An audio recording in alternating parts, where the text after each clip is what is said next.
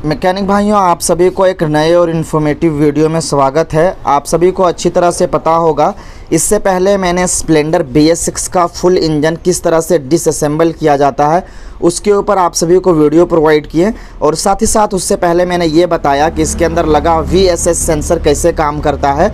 तो बने रहिए, आज का ये जो वीडियो है काफ़ी इंटरेस्टिंग है, क्योंकि आज की इस वीडियो में आप सभी मैकेनिक भाइयों को डिटेल के साथ बताएंगे कि स्प्लेंडर BS6 का किस तरह से फुल इंजन असेंबल किया जाता है। इसके 2 से 3 भाग ऐसे आपको अपलोड करके मैं दिखाऊंगा, जिसमें आपको स्टेप बाय स्टेप एक एक प्रोसेस, एक एक नट के बारे में, एक एक वॉशर के बारे में कंप्लीट डिटेल के साथ बताएंगे विथ PDF। तो वीडियो बिना स्किप किए एकदम बने रहिए और आपको एक एक चीज़ों के बारे में पता चल जाएगा। क्योंकि देखिए, मैंने ऑलरेडी सारे गियर पिनियन जो लगे होते हैं इसके अंदर, टिस्ट, first number, second number, third number, वो सारी चीज़ों को ओपन कर रखा है। अब इसके अंदर कैसे फिटमेंट करना है, कौन सा वॉशर कहाँ रखना है, कौन सा पिनियन कहाँ रखना है, बताते चलें। ये BS6 की गाड़ी है, कैसे मैं आपके साथ प्रूफ शेयर करूं। तो इस साइड भी देखें बदलाव है, और ये भी देखें यहाँ पे, इससे भी पता चलता है। और ला तो थोड़ा वो चैम्बर दिखाओ, तो उसमें भी क्रैंक केस में आपको दिखाते हैं कि VSS सेंसर टाइट है, जिससे आपको ये प्रूफ मैं दे सकूँ कि ये गाड़ी BS6 की गाड़ी है। ये देखें, व्हीकल स्पीड सेंसर लगा हुआ है इसके इंजन के अंदर, तो पता क्या चला कि ये BS6 की गाड़ी है। अब चलिए मैं एक एक तरीका फिटमेंट का बताता हूँ। ये जो राइट हैंड साइड में है ये है हमारा मेन शाफ्ट, और ये जो लेफ्ट हैंड साइड है ये है हमारे काउंटर शाफ्ट। काफ़ी सारे मैकेनिक भाई इसे डिफरेंट नाम से बुलाते हैं, चाहे किसी को काउंटर शाफ्ट बोल दिए, किसी को मेन शाफ्ट बोल दिए, किसी को क्लच शाफ्ट बोल दिए, किसी का जो है स्पोकेट शाफ्ट बोल दिए। तो अभी जो कंपनी रिकमेंडेड बताया जाता है, इसे मेन शाफ्ट, इसे काउंटर शाफ्ट। और ये सारी चीज़ें मैं अपने तरफ से नहीं बता रहा हूँ, और प्लस एक एक गियर की, एक एक वॉशर की जो मैं फिटमेंट करूँगा वो कंपनी रिकमेंडेड PDF, एक एक का पार्ट नंबर, एक एक का वॉशर, एक एक का नंबर, कौन सा कितने नंबर का गियर है, वो सारी चीज़ें बताएंगे। तो ये इंपॉर्टेंट रहेगा कौन सा वॉशर के बाद, और ये सभी मैकेनिक भाइयों के पास BS6 का होना चाहिए। चैप्टर नंबर 10 में इसके ट्रांसमिशन डिटेल दिया गया है। अब चलिए मैं सबसे पहले इसका क्या करेंगे, मेन शाफ्ट की फिटमेंट करेंगे। ये हमारा मेन शाफ्ट है, इसके अंदर मैं इसकी फिटमेंट करूंगा, उसके बाद इसके काउंटर शाफ्ट को फिट करेंगे। ये जो मेन शाफ्ट है इसमें अगर देखें तो फर्स्ट नंबर का गियर और सेकेंड नंबर का गियर ऑलरेडी इसके अंदर लगा हुआ है। अब जब फर्स्ट नंबर जो गियर है वो इसके मेन शाफ्ट से अटैच होता है, और सेकेंड नंबर के गियर को ऐड करने के बाद उसके बाद एक वॉशर डालना पड़ता है। कौन सा वॉशर? स्टील वॉशर, जो एकदम अलग तरीके से डिज़ाइन किया होता है इस तरह से। उसके ऊपर एक इस तरह से लॉक ऐड करना, जिसे मैंने ऑलरेडी लगा रखा, क्योंकि इसके अंदर ख़राबी नहीं थी। मेन इसके थर्ड नंबर गियर में प्रॉब्लम था, जिसे मैंने रिप्लेस कर दिया है। तो क्या है कि फर्स्ट नंबर लग चुका है, अब इसके सेकेंड नंबर लग चुका है। अब इसका मैं थर्ड नंबर गियर इसके अंदर मैं ऐड करूँगा। तो इसको कुछ इस प्रकार से ऐड करना है।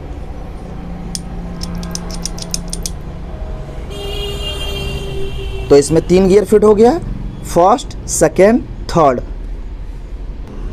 थर्ड नंबर गियर को ऐड करने के बाद यहाँ पे एक लॉक ऐड करना पड़ता है, ताकि ये गियर यहाँ से ऊपर ना जा सके। और इसका मैं डिटेल में PDF तो आपको प्रोवाइड करूँगा ही, व्हाट्सअप नंबर से आप कांटेक्ट कर सकते हैं, क्योंकि PDF रहा तो घंटों का काम आप मिनटों में फिट कर सकते हैं, और आपका गियर फिटमेंट में कोई भी ऐसी प्रॉब्लम फेस नहीं करना पड़ेगा अगर PDF रहा तो इस लॉक को हम थर्ड नंबर गियर के पिनियन के पास ऐड करेंगे।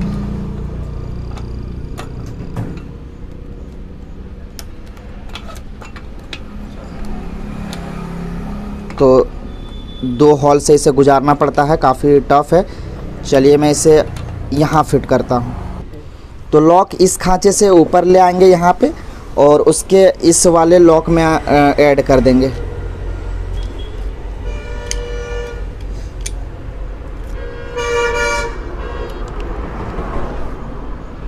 थर्ड नंबर गियर को ऐड करने के बाद उसके जस्ट ऊपर एक वॉशर हमें ऐड करना होता है।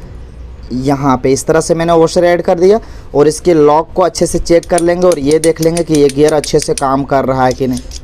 तो ये परफेक्ट तरीके से काम कर रहा है। अब इसके ऊपर जो हम फोर्थ नंबर गियर को ऐड करेंगे, तो कुछ इस प्रकार से ये देखिए।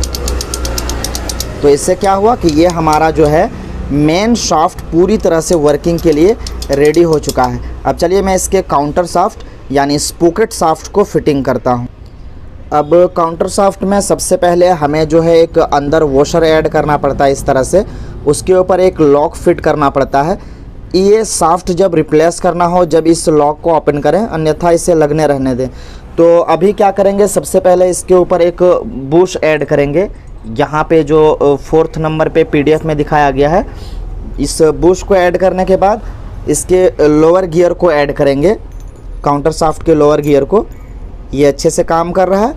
इसके ऊपर हम एक वॉशर ऐड करेंगे। यहाँ पे समझने की कोशिश करें, जिस तरह से मैं डिटेल में बता रहा हूँ, BS6 का जनरेशन है, कभी ना कभी आपको किसी भी वजह से इंजन ओपन करने की आवश्यकता पड़ सकती है। तो उस कंडीशन में इस वीडियो से आपको काफ़ी हेल्पफुल जानकारी मिलेगी। तो ये इसके लोअर गियर को फिटिंग करने के बाद आप इसके डायरेक्शन को चेंज करेंगे और ऊपरीले सरफेस में फिटिंग करना शुरू करेंगे। अब इसके काउंटर शाफ्ट के ये 2nd नंबर के गियर को ऐड करेंगे। इसके अंदर सेलेक्टर लगता है। अब इसे यहाँ पे लगाने के बाद देखें ये परफेक्ट तरीके से काम कर रहा है, अच्छे से फिट हो गया। अब इसके ऊपर हमें एक लॉक ऐड करना पड़ेगा, जो इस प्रकार से लॉक रहेगा। इस लॉक को हम यहाँ पे लगाएंगे। इस लॉक को इस तरह से प्लायर की मदद से थोड़ा सा ऊपर ले जाकर कुछ इस प्रकार से लॉक कर देंगे और इसे घुमा के देख लेंगे कि ये परफेक्ट तरीके से काम कर रहा है कि नहीं। तो ये काम कर रहा है। अब इसके ऊपर हमें एक वॉशर ऐड करना पड़ेगा, कट वॉशर। ये मैंने वॉशर इसके ऊपर लगा दिया। वॉशर को ऐड करने के बाद काउंटर शाफ्ट के 3rd नंबर गियर को ऐड करेंगे। ज़्यादातर खराबी इसी गियर में आता है स्लिपिंग की वजह से। अब इसे जब 3rd नंबर गियर को ऐड करेंगे, फिर इसके ऊपर भी एक हमें वॉशर ऐड करना पड़ेगा, यही कट वॉशर।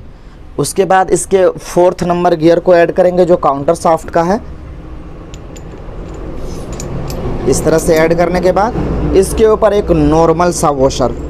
तो ये रहा इसके पूरे गियर पिनियन की फिटमेंट का तरीका BS6 स्प्लेंडर का। मैं अभी दोनों गियर को अच्छे से दिखा देता हूँ और इसके PDF भी दिखा देता हूँ ताकि क्लियरली समझ में आ सके। ये देखें, ये इसका कुछ इस प्रकार से गियर फिट हो गया। तो इस जो आसानी हुई मुझे फिटिंग करने में, और एक वॉशर भी मिस नहीं हुआ, परफेक्ट तरीके से ये काम भी कर रहा है। ये सारा चीज़ पॉसिबल हो पाता है PDF की मदद से। एक एक टिथ का जानकारी इसके अंदर दिया हुआ है, एक एक जो पार्ट नंबर सभी का दिया हुआ है, कौन सा वॉशर किसके नंबर पे है सभी दिया हुआ है। जब ये चाहिए रहेगा तो ये पार्ट नंबर से आप ये सारे शाफ्ट के जो PDF होते हैं, ये कंप्लीट प्रोडक्ट भी आप यही पार्ट नंबर से मंगवा सकते हैं। अब चलिए ये सारे गियर को हम इसके क्रैंक केस में ऐड करते हैं। इसके गियर सेलेक्टर के अंदर इसके गियर पिनियन को काउंटर शाफ्ट, मेन शाफ्ट दोनों को ऐड कर दिए हैं और अच्छे से ल्यूब कर दिए हैं। अब इसको कुछ नहीं करना है, डायरेक्टली इस तरह से हम इसके हॉजिंग में इसके क्रैंक केस में इसे इजीली फिट कर देंगे। चलिए मैं अच्छे से, देखिए ये क्लियरली बैठ गया। अब इसकी वर्किंग को हमें टेस्ट करना है। तो जब भी हम इसके वर्किंग को टेस्ट करेंगे तो थोड़ा सा इसके अंदर हम जो इंजन ऑयल है, जो हम इसके इंजन के अंदर यूज करने वाले हैं, उसे ऐड कर देंगे ताकि अच्छे से पता चल सके कि हमारा गियर काम कर रहा है कि नहीं।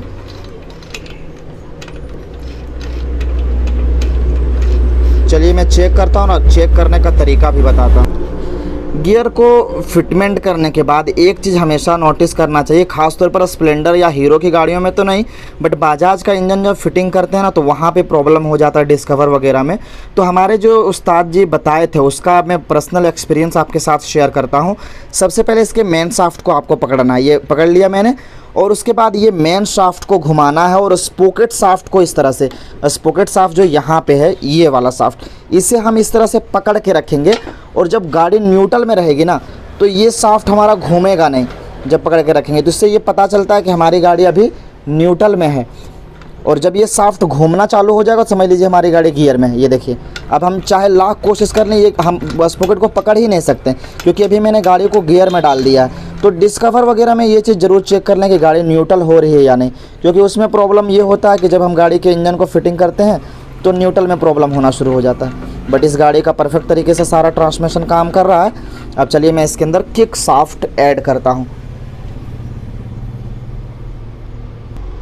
इस गाड़ी का किक शाफ्ट है, इसे भी मैंने ओपन कर लिया था, अभी इसे भी मैंने लगा लिया है। काम भी अच्छे से कर रहा है, कोई साउंड नहीं। जैसे किक का यूज करेंगे साउंड आना शुरू हो जाएगा। ये देखें, यानी काम कर रहा है। जैसे ऊपर किक का अप्लाई करेंगे ये भी काम कर रहा है। अब इसके क्रैंक केस में क्रैंक को ऐड कर देंगे। आपको पता ही होगा दोनों बेयरिंग में अच्छे से हम जो है इंजन ऑयल का या कोई अच्छा सा लुब्रिकेंट का यूज करेंगे। अब देखें ये काफ़ी आसानी से जा नहीं रहा, तो इसके अंदर हम प्लास्टिक हमर का उपयोग करेंगे ताकि कहीं से कोई ऐसा स्क्रैचेस ना लगे। काफ़ी स्मूथली वर्क कर रहा है क्योंकि पहले ही हम ल्यूब का यूज कर चुके हैं। तो नॉर्मली इसके अंदर हम हमर का उपयोग करके डायरेक्ट इसे हम फिट करते हैं। क्रैंक को फिटिंग कर दिया है, अच्छे से ये काम कर रहा है। अब इसके ऊपर हम इसका मेन जो गैस्केट है उसका उपयोग करेंगे। याद रखें इसके ऊपर जब भी आप इंजन फिटिंग करें रेजी बॉन्ड, एना बॉन्ड, इन सारी चीज़ों का उपयोग ना करें।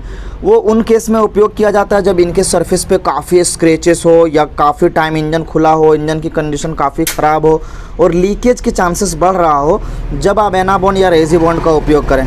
अगर फर्स्ट टाइम इंजन खोल रहे हैं या काफ़ी नया इंजन है, अच्छी कंडीशन में है, तो उस कंडीशन में आप कोई भी ऐसे लुब्रिकेंट का यूज ना करें। उससे भी आपकी गाड़ी में प्रॉब्लम हो सकता है, हेड में ऑयल की ट्रांसफ़र नहीं होगी अगर उस तरह से गलती करते हैं तो मैं नॉर्मली इस तरह से जो डायरेक्टली इसके अंदर हम गैस्केट का उपयोग करेंगे। गैस्केट में इसके क्रैंक केस में कोई भी बदलाव नहीं है। मेन जो बड़ा बदलाव है इसके मैग्नेट साइड में, मैग्नेट पैकिंग इसका नहीं जाएगा, BS6 का अलग है, स्पेशल है, वो भी मैं दिखाता हूँ। अब इसके ऊपरेले क्रैंक केस को इसके ऊपर फिट करेंगे।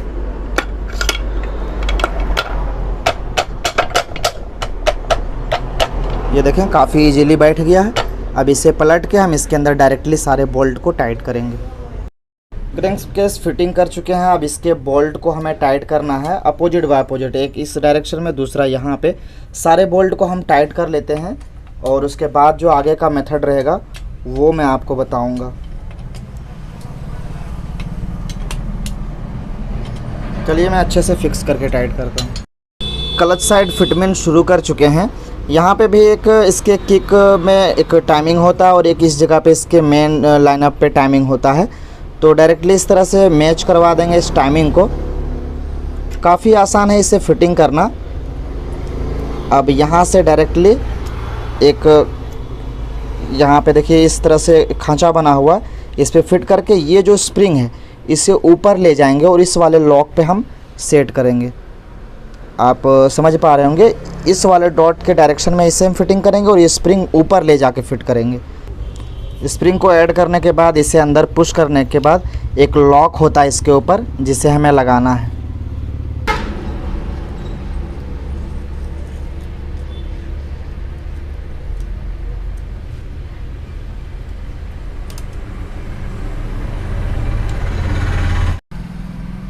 ऑयल फिल्टर को ऐड करना है पहले। काफ़ी समय अगर इसे आप मिस करते हैं तो भूल जाते हैं फिर बाद में। उसके बाद इसके अंदर पंप ऐड कर देंगे। ये ऑयल पंप इसका लगा चुके हैं। इसके ऊपर 3 बोल्ट होता है, इसे हम लगाएंगे और इसे अच्छी तरह से हम टाइट करेंगे। गियर पेडल लगाने से पहले गियर सिलेक्टर के ऊपर इस तरह से पिन जो लगा होता है इसे यहाँ पे फिट करना है।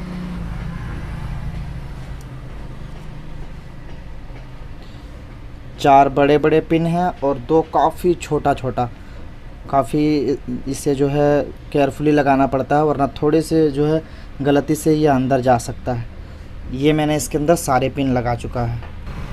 इसके बाद हम गियर पेडल को डालेंगे यहाँ।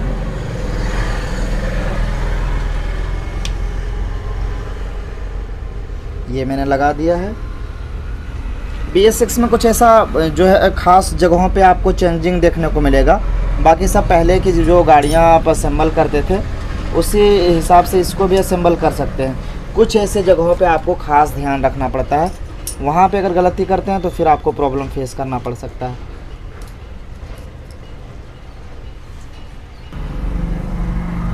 सबसे पहले इसके ऊपर जो लगा 10 नंबर का नट है इसे टाइट करेंगे। फिर इसके हम ड्रम स्टॉपर पट्टी जो है इसके ऊपर जो 5 नंबर का एल की बोल्ट लगा हुआ है इसे टाइट करेंगे। ये टाइट हो चुका है। जब भी गियर बॉक्स असेंबल हो जाता है ना तो क्लच हॉजिंग या क्लच का पूरा असेंबल करने से पहले ज़रूर गियर शिफ्टिंग चेक कर लें। चाहे कितना बड़ा भी एक्सपर्ट हो, एक बार ज़रूर चेक कर लेना चाहिए। अभी मैं इसके गाड़ी न्यूट्रल में है, क्योंकि ये देखिए ये जो स्पोकेट शाफ्ट है, इसे मैं पूरी तरह से पकड़ के इस शाफ्ट को घुमाऊंगा तो मैं इस शाफ्ट को आसानी से रोक पाऊंगा। तो अभी इसके अंदर क्या है कि हम गियर शिफ्टिंग चेक करेंगे। तो अभी हमारी गाड़ी न्यूट्रल में है, ये वाले शाफ्ट को मैं पकड़ लिया हूँ, इसे घुमा रहा हूँ, बट ये शाफ्ट हमारा घूम नहीं रहा, आसानी से पकड़ सकता हूँ। अब सबसे पहले प्रेस करेंगे फर्स्ट गियर, 1 2 3 4, काफ़ी आसानी से काम कर रहा है। गियर अगर स्मूथ रहा तो फिर फिटिंग में कोई भी प्रॉब्लम नहीं होने वाला है। तो ये ज़रूर टेस्टिंग कर लें क्रैंक केस असेंबल करने से बाद। चलिए अब इसके क्लच वगैरह पूरा फिटिंग करते हैं। क्लच को फिटिंग करने का प्रोसेस शुरू कर चुके हैं। सबसे पहले एक हम वॉशर ऐड करेंगे। वॉशर ऐड करने के बाद एक इस तरह से बुश ऐड करेंगे क्लच हॉजिंग का। उसके ऊपर यहाँ पे जो एक पिनियन होता है, जेपीडी पिनियन, इसे हम ऐड करेंगे। उसके बाद इसका क्लच हॉजिंग हम लगाएंगे। ये क्लच हॉजिंग लग चुका है। अब इसके ऊपर एक पतला सा वॉशर ऐड करेंगे।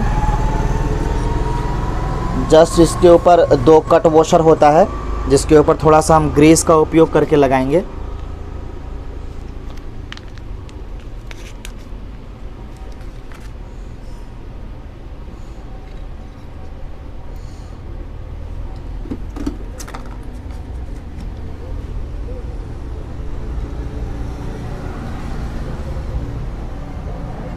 ग्रीस इसलिए दिया जाता है क्योंकि ये कट वॉशर है, कभी भी फिटिंग के दौरान ये बाहर निकल आता है, इसलिए ऐड कर दें ग्रीस। अब इसके ऊपर एक इसका वॉशर जो होता है इस तरह से कॉलर वाला, इससे हम ढक देंगे। अब यहाँ इसका हम क्लच प्लेट लगाएंगे।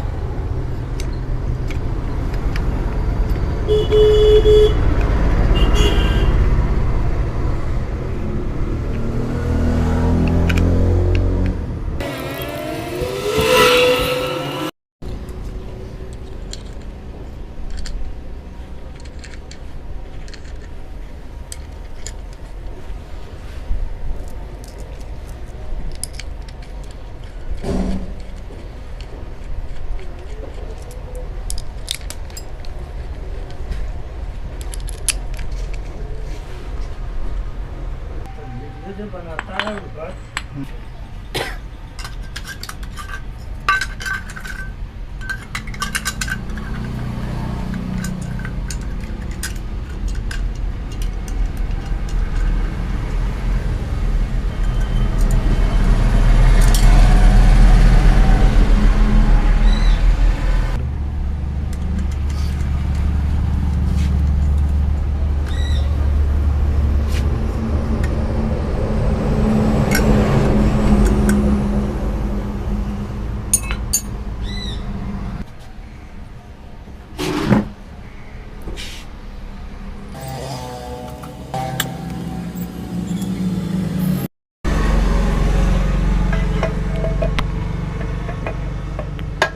बेचारा कि खराब ना हो, खाना खराब है।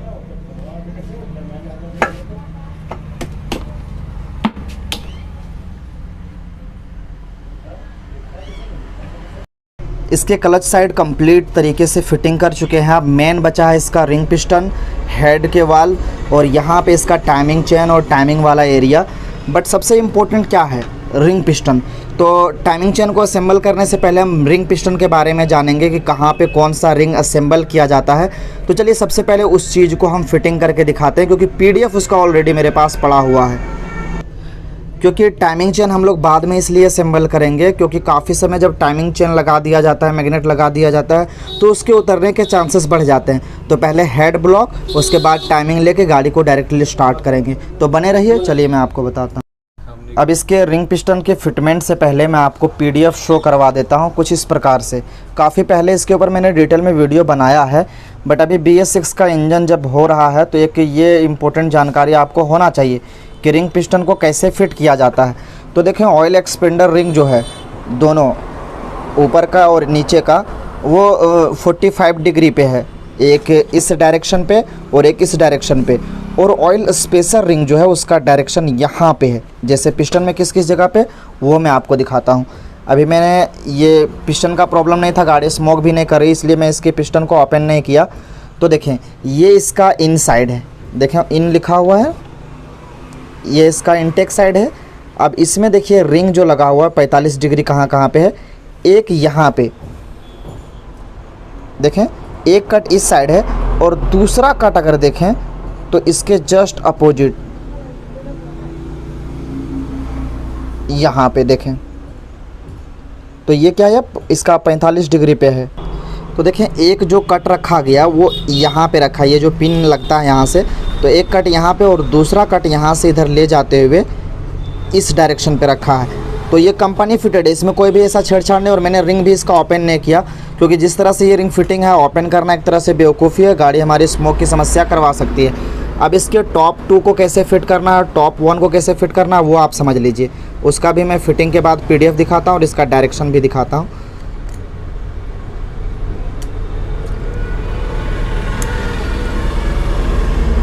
ये एक इस साइड रख दिए और टॉप 1 को इस साइड रखेंगे।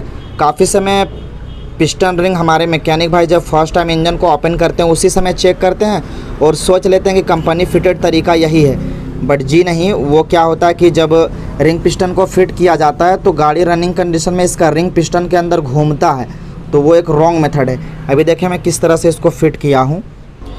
देखिए ये जो ऊपर का ये टॉप 1 है उसका डायरेक्शन इस साइड, टॉप 2 का डायरेक्शन इस साइड, ऑयल एक्सपेंडर का इस साइड, ऑयल एक्सपेंडर का एक इस साइड लोअर, ये अपर, और ऑयल स्पेसर का यहाँ बीचों बीच। तो इससे आपको क्लियरली समझ में आ रहा होगा कैसे इसको फिट किया गया है। तो अभी रिंग पिस्टन में हम ज़्यादा टाइम नहीं लेंगे। यहाँ एक रखें, एक इस जगह पे रखें टॉप 1 टॉप 2 को, क्योंकि इसके ऊपर ऑलरेडी एक सेपरेट वीडियो बनाए हैं, तो इसमें ज़्यादा टाइम आपका नहीं लेंगे क्योंकि फुल इंजन को असेंबल करना है। चलिए इसके रिंग पिस्टन को अंदर ऐड कर लेते हैं।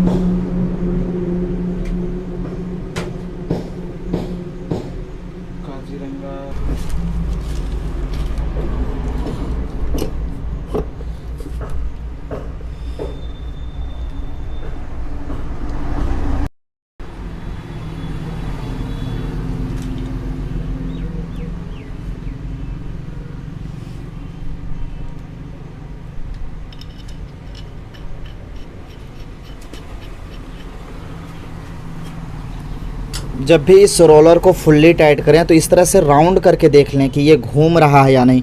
काफ़ी समय फुल्ली टाइट पड़ जाता है और जब हम गाड़ी को स्टार्ट करते हैं तो नया टाइमिंग चेन ऐड करने के बाद भी टाइमिंग चेन का साउंड उत्पन्न होता है। तो रोलर जब भी टाइट करें तो देख लें कि ये रोलर राउंड कर रहा है कि नहीं। मैं इधर अंदर से दिखा दूँ, यहाँ पर देखें ये रोलर जो है ये घूमना चाहिए, ये देखिए घूम रहा है। फ्रंट साइड के कैप को लगाएंगे। अब ऊपर यहाँ पे देखें EXH का एक लिखा हुआ और एक यहाँ पे निशान बना हुआ है, यानी ये जो सिंबल है एग्जॉस्ट साइड रखना है नीचे। हेड के टाइमिंग के लेने के बाद इसके मैग्नेट साइड फिटिंग करेंगे। डायरेक्ट रोलर यहाँ पे असेंबल कर देना है और इसके ऊपर एक लॉक होता है, उस लॉक को ऐड करेंगे।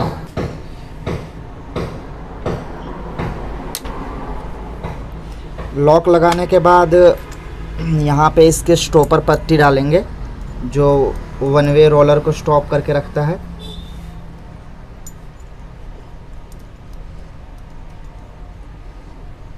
इसे फुल्ली टाइट करेंगे और टाइमिंग चेन के गाइड को डालेंगे। सॉरी, टाइमिंग चेन नहीं, सेल्फ चेन रोलर गाइड।